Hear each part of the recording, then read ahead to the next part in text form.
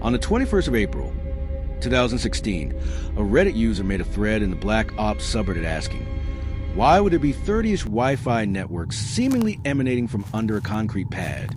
The user went on to state that he had recently lived on a semi-urban farm property for a few months in Hawaii.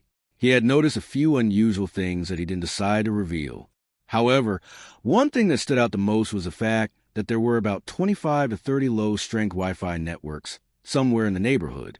At hindsight, it may seem normal to have a number of networks that are available, but what made the situation weird was that it was all exactly the same strength peaking at the same point location, and it seemed to be originating from underneath a concrete pad, which was made to simply cover gravel and dirt. The user then had the idea to utilize a Wi-Fi analyzer just to be sure that it wasn't some sort of coincidence where maybe numerous neighborhood networks somehow happened to have similar signal strength based on the distances they were from their sources.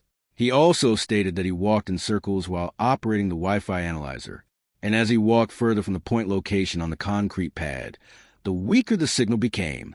If that wasn't weird enough, another peculiar fact was that these network SIDs would change every 5 minutes or so.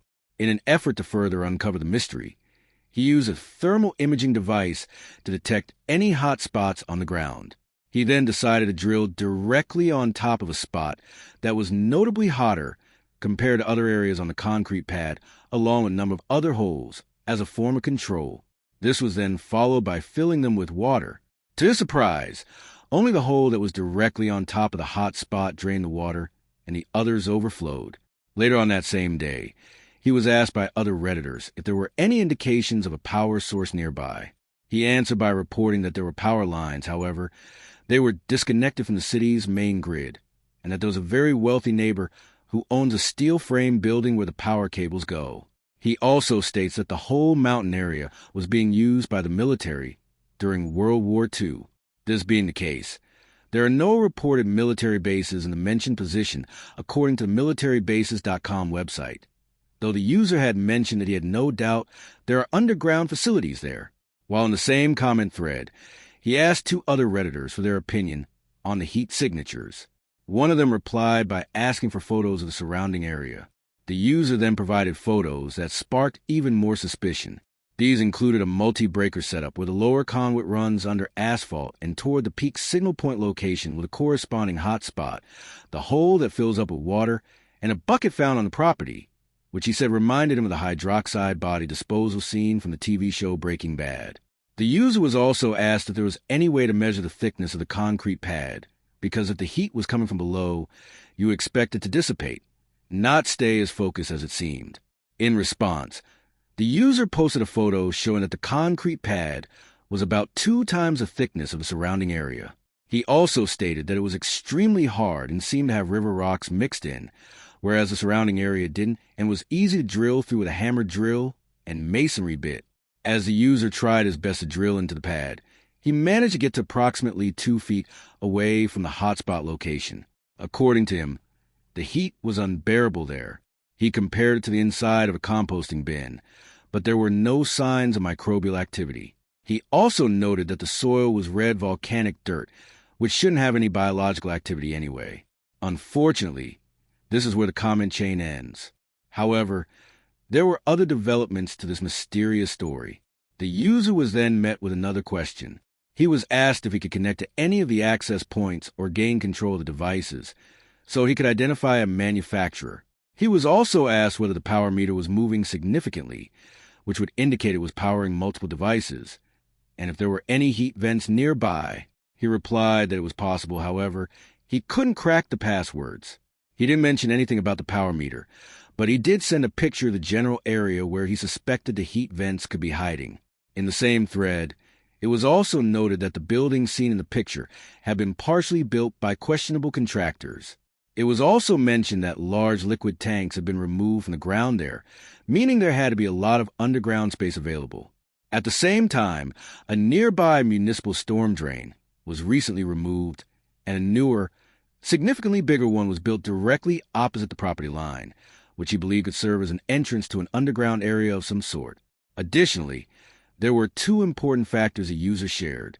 Firstly, He said that on multiple occasions he saw a truck making late-night trips to move a lot of busted-up Newell-looking concrete from the trash bins of the neighbors.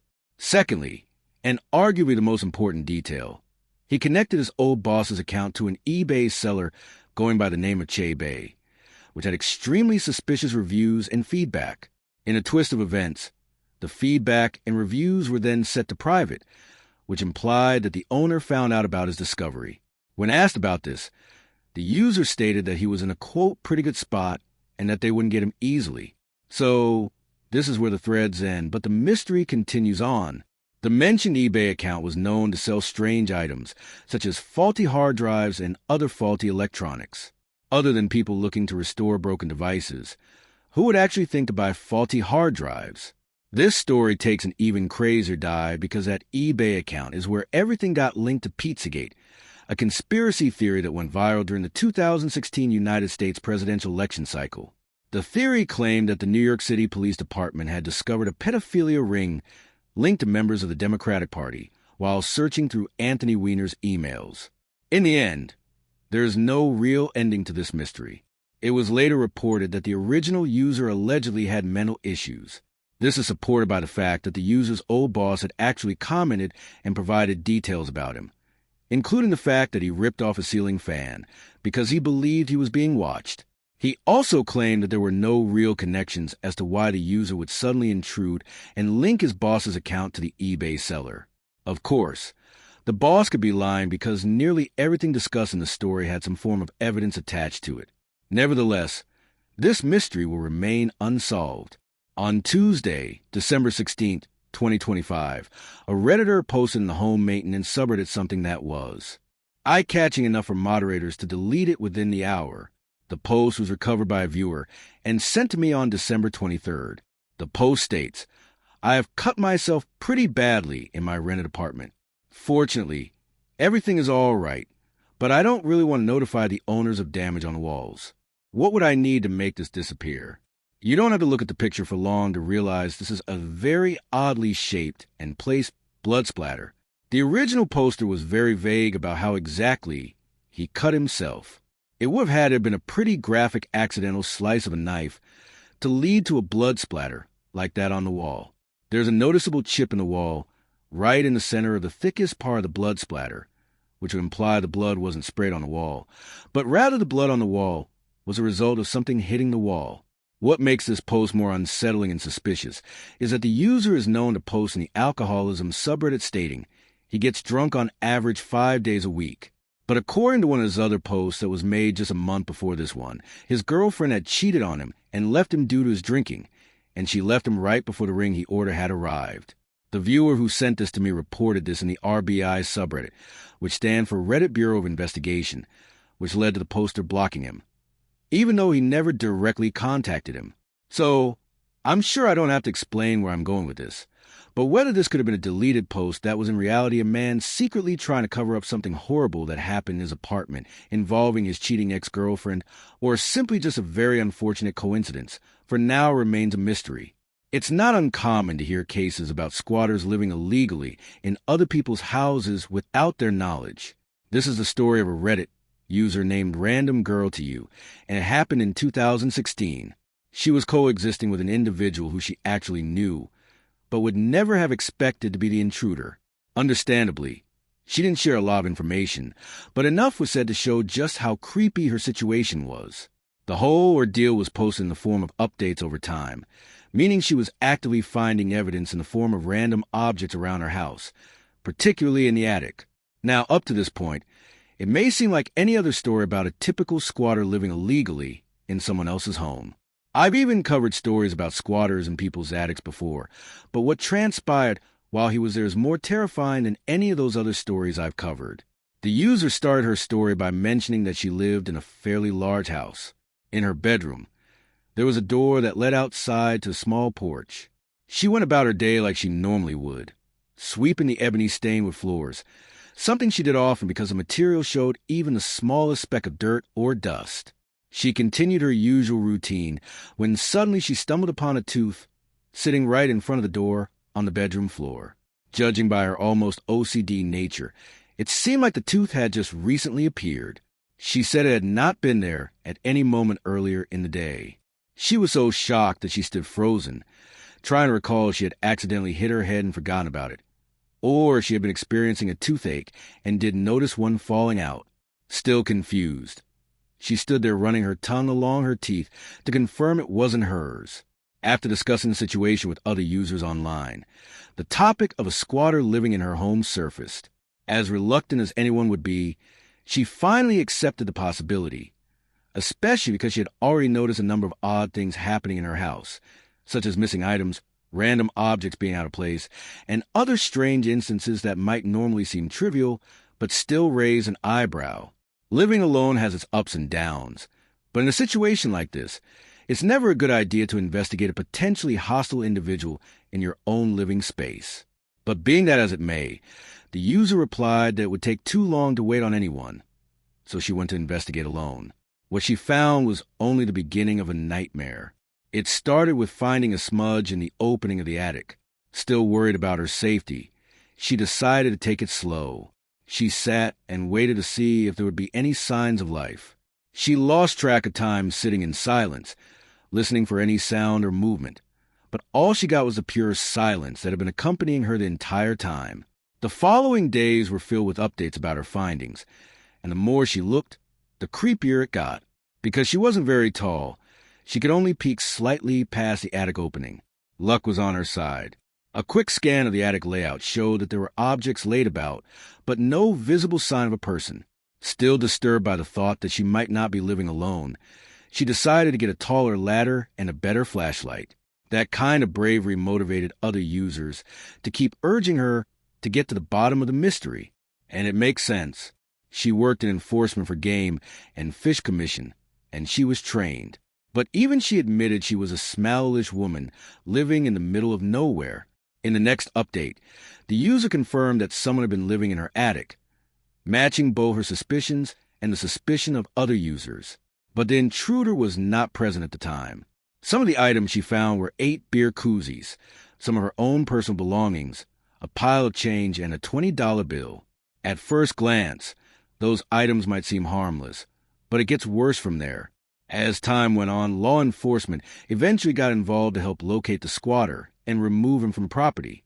Usual procedures were carried out, such as objects being dusted, prints being taken, and items being located. She began to calm down as she realized she wasn't alone in this anymore. In due time, she was told that someone had been visiting her attic for a very, very long time. After hearing that, she made it a point to start locking her doors and even installed new locks just to take an extra step for safety. Unlike most squatter stories, this one was especially unique because the intruder only visited the attic when the user was home. The case was later considered a stalker case based on the behavior and items found. Some might ask, why weren't her doors locked in the first place?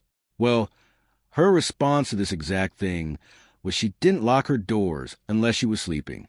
She lived in a small community of about 400 people, so it was a very slow, quiet lifestyle there. She also said she wasn't worried about robbers because if someone really wanted to break in, a locked door wouldn't stop them. But what she couldn't understand was the tooth. It didn't make sense because it wasn't even on the path that led to the attic. And if it wasn't for one top comment, she would never have thought to check the attic in the first place. The user knew the sheriff well, which is expected in such a small community, and that made things even worse because she started to feel like it could be someone who knew her personally. A quick update later revealed that she was receiving unsolicited explicit photos while all this was happening. It was never confirmed who sent them. The user eventually went through the safe where evidence was kept, and what she found was pretty disgusting and horrifying. There were 2 giant pickle jars that the intruder had been using to collect his semen. Among other things, there were thousands of tissues, maroon socks, towelettes, and more items of the same nature scattered around. On top of that, there were also the user's clothes that had been missing for over a year, including underwear. That alone puts into perspective how long the creep had been doing this, moving in and out undetected, and carrying out his acts while she was completely oblivious. There were also strange items like a plastic butterfly, a bobblehead wooden turtle, more beer koozies in black, and pink straps with Velcro on the ends. Very weird, questionable things to possess in someone's attic. Sometime later, the user received a call that was supposed to put her mind at ease, that should have answered all questions, that the perpetrator was caught and the nightmare was over. But instead, the identity of the intruder would haunt her for the rest of her life. It turned out to be the 70-year-old neighbor married to the same woman for countless years who happened to be a church deacon, father of 4, and grandfather of 6. This one's perhaps one of the more uncomfortable ones, to keep your doors locked at all times of the day. There's no additional information regarding an arrest or updates on the old man. This one is perhaps one of the more uncomfortable reminders to simply lock your doors. Maybe the easiest and most obvious preventative measure you can take. This final story comes from a Reddit post in the famous subreddit called Let's Not Meet, and the original poster's account has since been deleted for good reason. From what we can gather, the story suggests the poster was an adolescent male from North Wales, UK, a place known for its beauty and natural landscapes. However, being in the countryside, there isn't much to do, and as teenagers, curiosity is a dangerous fuel.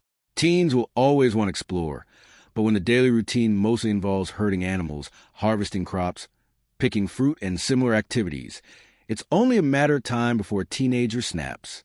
So, out of boredom, the user and a few friends often found themselves wandering the countryside and coastline. Despite the area being sparsely populated, there was a road with 2 separate carriageways running right along the coast from Wales to England. There were also train tracks that ran alongside it for most of the way, occasionally passing overhead via a small cement bridge. One night a few years ago, the user and 3 friends decided to explore one of the bridges where the train passed overhead. When they reached it, they noticed a manhole cover nearby. Upon closer inspection, they believed it led to some kind of access room. Intrigued, they tried to pry it open, but without tools they couldn't. So they returned the following night prepared. Unbolting the cover wasn't easy. They had to work quietly because the train tracks were right next to them. Not close enough to endanger them, but close enough that the train conductors could spot them and raise alarms, which would likely mean the police. Surprisingly, it didn't take long. They lifted a heavy steel disc and wasted no time climbing down the ladder, not knowing where it led or what could be waiting below. Once they reached the bottom, they moved deeper into the structure. At this point, they were completely confined inside a narrow passage leading into the main area. They were perplexed by what they found. They had always assumed it was just a bridge, and if they hadn't found a manhole, they never would have guessed there was an interior space at all. The group endured a torturous journey, squeezing and crouching through whatever space they could find. They scraped their stomachs against the walls as claustrophobia slowly crept up on them. The distance from end to end was far longer than expected, but at the halfway point, they were able to look through narrow gaps in the ground and see the road below them, which strangely gave them a sense of comfort. At that moment, it was still just an adventure. It was uncomfortable and cramped, but it was manageable. But that was about to change. Just before passing the halfway mark, one of his friends claimed he could see something in the distance at the far end. Hesitant but curious, they all agreed to check it out. That turned out to be a terrible decision. The user was the first to reach the end of the walkway. He stated that the dread he felt in the moment was unlike anything he'd ever experienced. There was a single foldable chair facing a wall, and on that wall was a partially torn page from a newspaper or magazine, showing a fully nude woman in an erotic pose. But he even said he couldn't refer to it as a normal erotic picture because the woman's eyes had been removed from the page as if someone took a knife to them. Below the picture on the wall, there was a bloody condom on the floor. And when they saw this, the boys left as fast as humanly possible, desperate not to run into whoever was responsible for what they had just stumbled into, which almost seemed like a crime scene to them. When they reached the ladder, every one of them silently prayed the manhole hadn't been resealed. They wouldn't know until they reached the top, but luckily it was still open. The reason the user mentioned the population earlier was because what they had witnessed was completely out of the norm. It was the kind of place where everyone knew everyone, and where anything weird going on would be hard to fly under the radar for long. In the end, being a naive teenage boy, the user never told a single soul what they found. But he admitted later that it would have been wiser to report it because it was clearly not the behavior of a healthy-minded person. The story ends there, but the user did post updates about returning to the location multiple times, hoping to have something to update with.